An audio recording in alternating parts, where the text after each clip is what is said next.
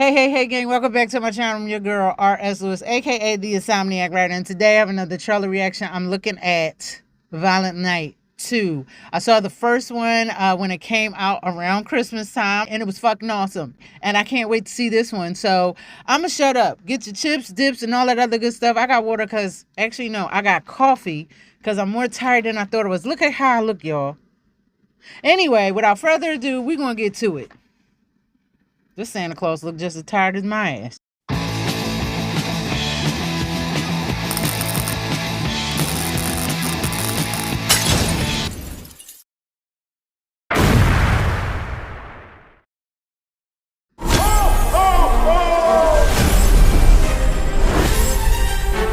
On Christmas, I deliver presents to nice little boys and girls. If you're naughty, I deliver something else. Justice. But now, I'm on the naughty list. I forgot the meaning of Christmas? What does that even mean? I don't want to alarm anybody. There may not be another Christmas ever again. Why not? Santa got put on the naughty list. What'd he do? Maybe I killed too many people. I don't know. I lost my powers. How am I supposed to find the meaning of Christmas in a place like this? What do you need? Little nose candy? Get out of here! Last Christmas. Mason, he owns this town and the cops. We need you. Kill Santa Claus. I know this Little Harbour.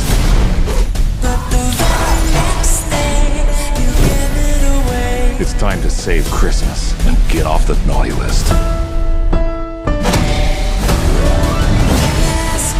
I'm trying to avoid violence. Gross!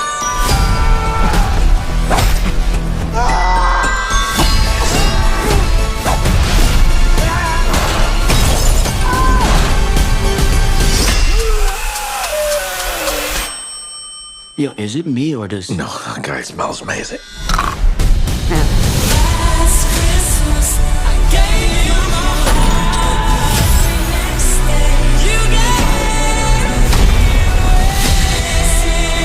I got reinforcements coming. Nikki! Get your own man. He's taken. That's my wife! You're in trouble now! Santa is real. Damn right I am.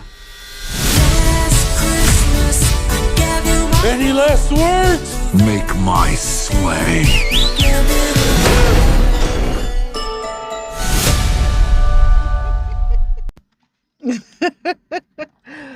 Okay, so that was Violent Night 2. I love the first one because it was like, all right, you got this one guy stuck in this house, creeping around, taking out bad guys one at a time, i.e. Die Hard, which to me and a lot of other people, that is a Christmas movie.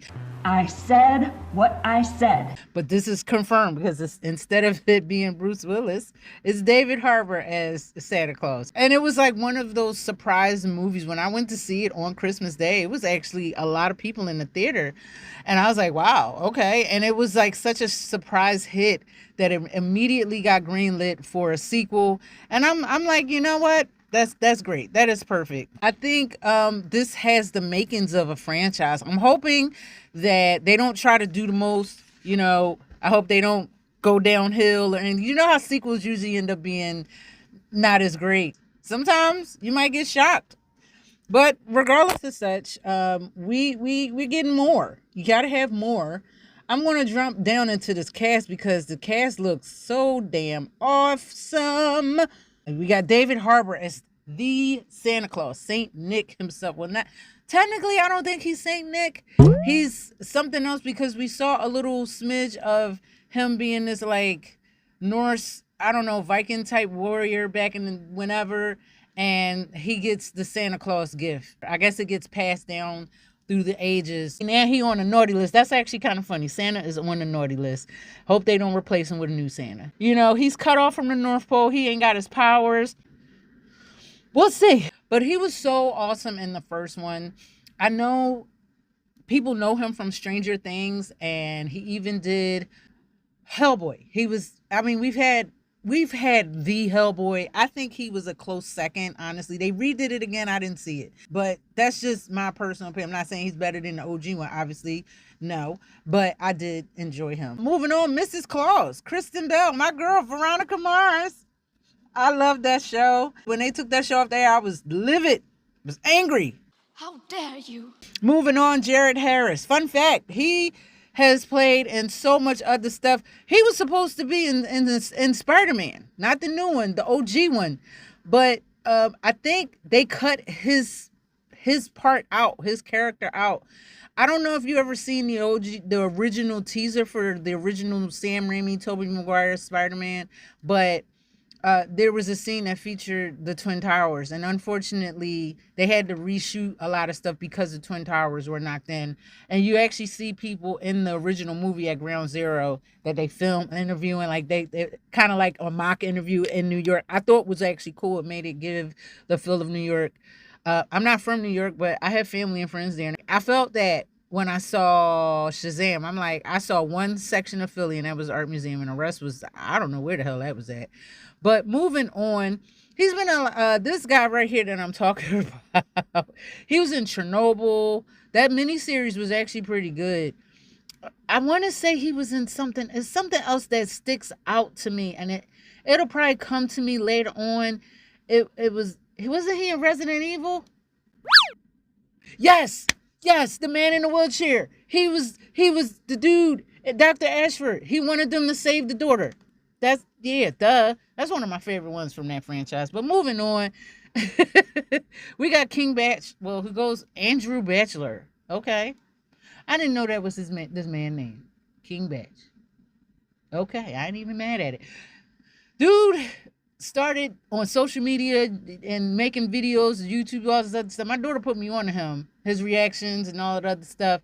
And now look at him. He's done movies. He's done all kinds of stuff. I'm so proud of this young man's success, and keep it going. He was in that Babysitter sequel. So much more. Moving on, we got Daniela Melchior. I think that's how you say that. Maggie Nicole Robertson. My God, Joe Pantoliano. I think I'm saying that right. I'm trying.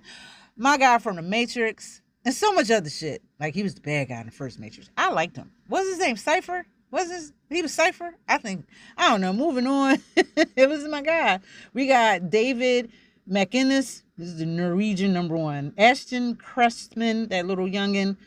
Maxwell Friedman, David Lawrence Brown, Sarah Luby, Alec Carlos, Darren Ross, Isla Varro, Joshua Bandman, and Carl Thor Darson. Jesus Christ. I'm not doing this with you. Anyway, this looks like a nice rounded cast. He's stuck in this mall apparently as like maybe a mall Santa. And you know, malls are dying, obviously. I wish they wouldn't. I love Amazon Prime and ordering stuff and getting it the next day.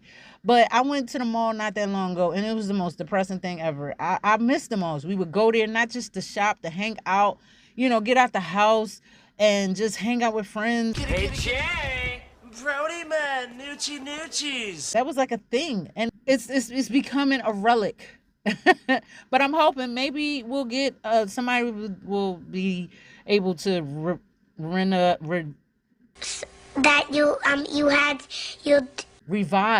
What the hell did you just say?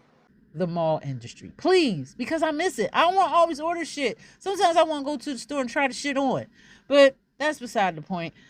This looks fun. It really, really does. There was a scene with the cookie cutter. I don't know if y'all saw that Black Christmas remake, but that's why it made me cringe, because that was so nasty. Black Christmas remake wasn't bad, but it was disgusting. I'm going to just keep it a bean. It was fucking just gross, and y'all knew it was. But anyway, they threw my man in the oven and started baking him. Fun fact, when Americans get cremated, a lot of us have a sweet smell and I guess the smoke that comes out because of all the sugar and high fructose corn syrup. I know my big ass is going to smell amazing if I get cremated. I'm not, but if I do, I don't think probably the hair part would smell, obviously, but for the rest of me, it's going to smell like one big ass honey bun.